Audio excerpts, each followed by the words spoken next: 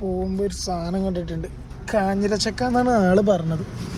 എന്ത് സാധനം ഒന്ന് നോക്കി നോക്കാം.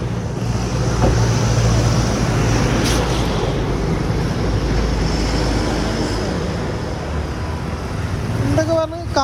കാഞ്ഞിരച്ചക്ക അല്ലേ? കാഞ്ഞിരച്ചക്ക അല്ലേ പറഞ്ഞ്? ആഞ്ഞില് 206 അല്ലേ പറഞ്ഞ്?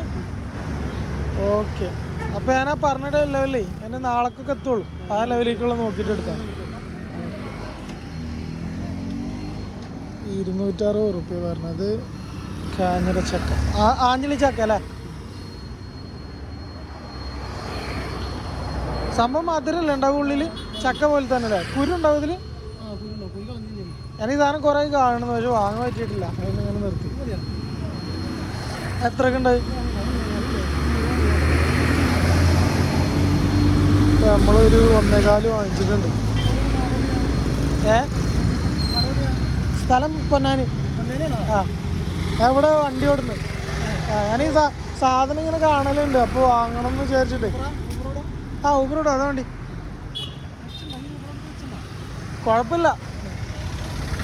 അപ്പം നമ്മൾ ചക്ക വാങ്ങിച്ചു. ഒരു 4 പീസുണ്ട്. ഏകദേശം 1.25 കിലോന് ഏകദേശം 300 രൂപ വാങ്ങിച്ചിട്ടോ. കൂടുതലാണോ എന്നൊന്നും അറിയില്ല. എന്തായാലും നമുക്ക് 4 വാങ്ങിച്ചു. ഒരാഗ്രഹമല്ലേ. പിന്നെ ഈ സാധനം ഒന്നും അങ്ങനെ എപ്പോഴും കിട്ടൂല. ഇതിന് അവർ പറഞ്ഞ ആഞ്ഞിലച്ചക്ക എന്നാണ്. നമ്മളെ നാട്ടിലേക്ക് തോന്നുന്നത് ഇതിന് അയിനിച്ചക്ക എന്ന് എന്തുവാണ് പറയുന്നത്.